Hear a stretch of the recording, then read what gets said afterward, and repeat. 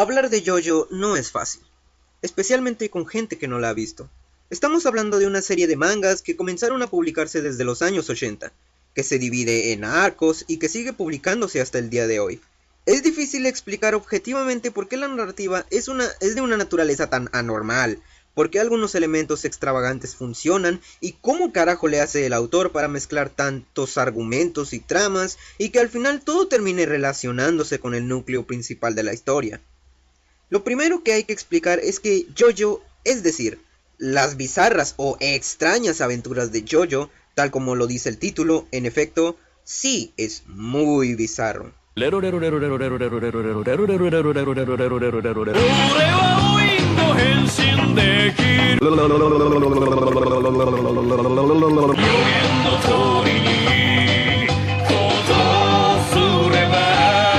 Bueno, creo que ya se entendió que JoJo es muy bizarro. La razón de su extravagancia, aparte de por su sentido del humor característico, nace también en el hecho de que JoJo es una especie de híbrido deforme y sin patas entre un montón de franquicias y elementos que no tienen nada que ver entre sí. Pero empecemos por el inicio. Podría hablarles de todo el manga hasta donde lo llevo leído, pero como solo hablo de animación, me concentraré solo en los primeros 3 arcos, los cuales son los que se llevan adaptados al anime hasta este momento. Como dije antes, JoJo es un manga ochentero que, pese a su popularidad en Japón, no tuvo una adaptación animada hasta en los años 90, con la extraña decisión de hacer unas ovas que abarcarán el final de la parte 3, continuando años después con ovas que cubrirían el inicio de la parte 3. En fin, es un desvergue y una decisión muy rara. Pero la razón de por qué JoJo no había sido adaptado hasta ese momento es porque Araki, el creador del manga, adora usar nombres con copyright para sus personajes. Por eso no fue hasta el año 2012 que el manga por fin tuvo una adaptación fiel, cubriendo el manga desde el principio con la parte 1. Para este punto quisiera aclarar que todo esto que estoy explicando es importante desde una perspectiva crítica porque estamos hablando de un anime moderno basado en una historia narrada a la antigua. Para los fans modernos del anime, esto resulta fresco y extravagante, pues no se me ocurre ningún anime moderno que use una narrativa y un sentido del humor ochentero.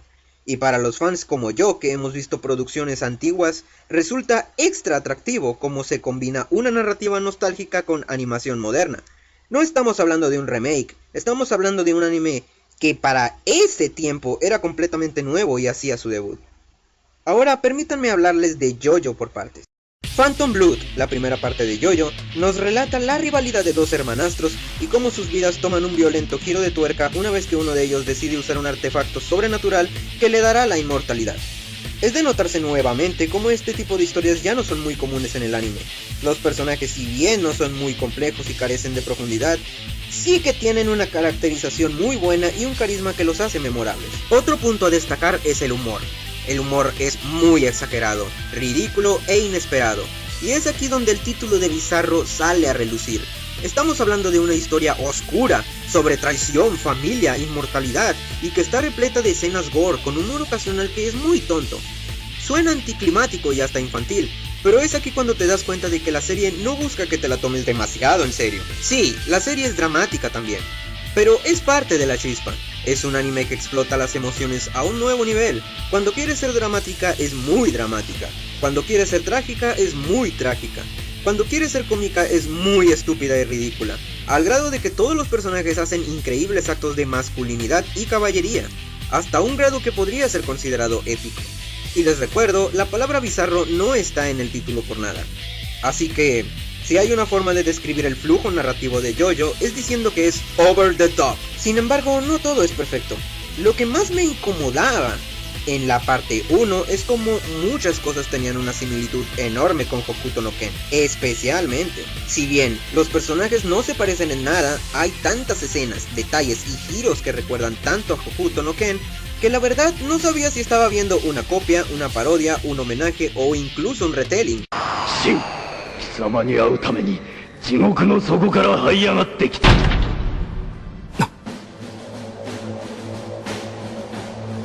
地獄から戻ってきたぞ。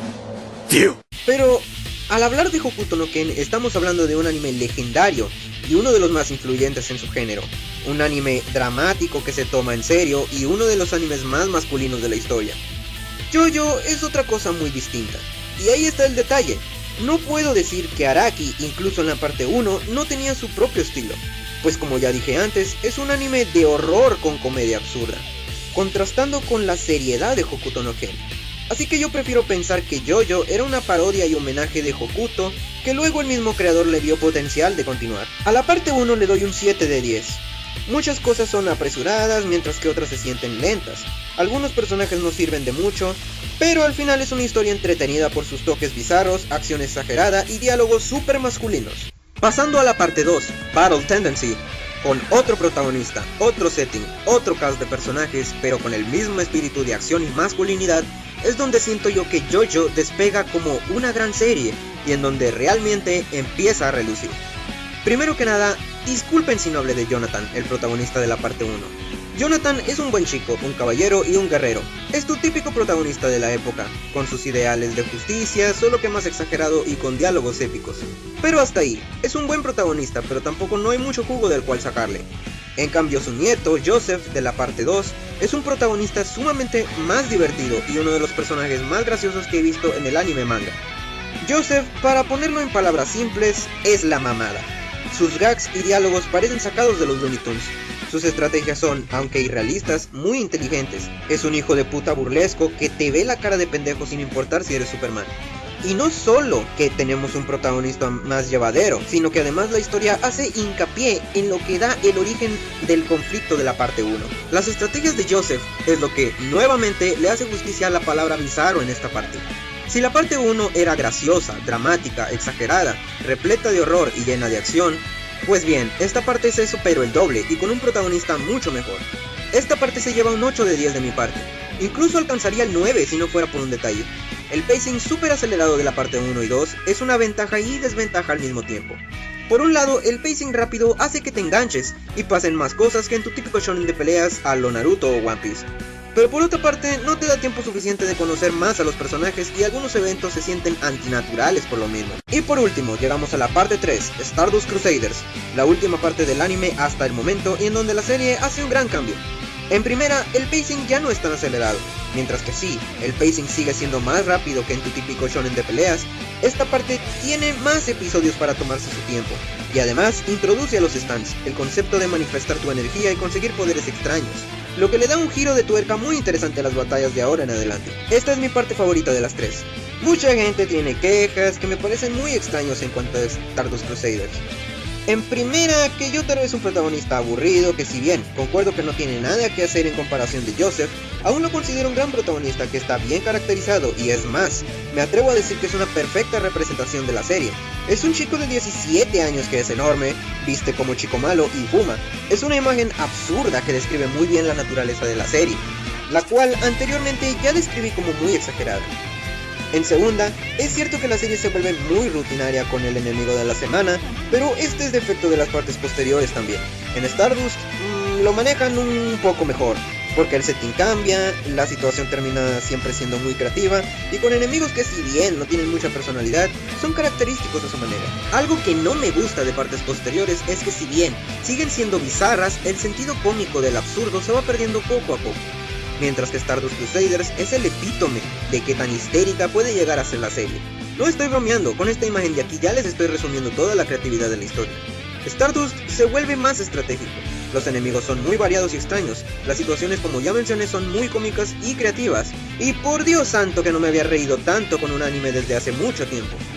Por supuesto, la parte acarrea problemas que tienen partes pasadas, después de todo, sí que es una historia que tiene sus problemas. Pero lo compensa siendo un anime muy cómico y creativo, y que además arregla el problema de partes pasadas de que no te deja conocer lo suficiente a sus personajes. Si aún tienen dudas de por qué JoJo es un anime destacable, en esta ocasión he invitado a mi colega Miguel Tristán, del canal Indagación del Ocio, un canal muy bueno por cierto. Así que, esta es su opinión en la materia. Bueno, primero que nada, muchas gracias Doom por invitarme a hablar de esta serie que en primer lugar tú me recomendaste ampliamente. Y debo decir que a pesar de que ya no veo tanto anime como en mi adolescencia, principalmente porque ahora parece que todo es o una de dos, colegialas hablando de pan o historias interesantes que se van al drenaje metiendo poderes absurdos para el prota al mero estilo de Shingeki no Kyojin. Pero bueno, si bien JoJo no es una obra maestra narrativa, cumple con su labor de entretener. De hecho, me daba mucha curiosidad cuando me decías que si el primer capítulo no me gustaba, entonces no me iba a gustar. Y yo me preguntaba, ¿pero por qué? En mi propia experiencia, series como One Piece, Hunter x Hunter, entre otros, no comienzan a demostrar todo su potencial hasta, digamos, el capítulo 15 o 20 más o menos. Pero JoJo en su primer episodio logró capturarme por completo, así como también te da una excelente muestra de lo que es la serie.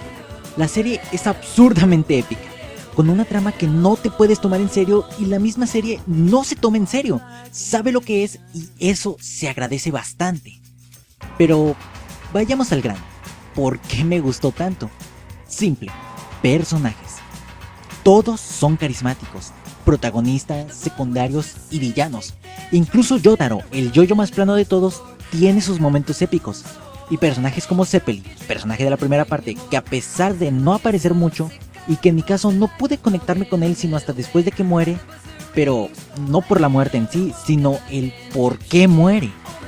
Todos los personajes tienen su propia visión de lo que es ser un hombre, por más extravagante de lo que parezca, pero al final son fieles a ello. Y los villanos igualmente son muy disfrutables.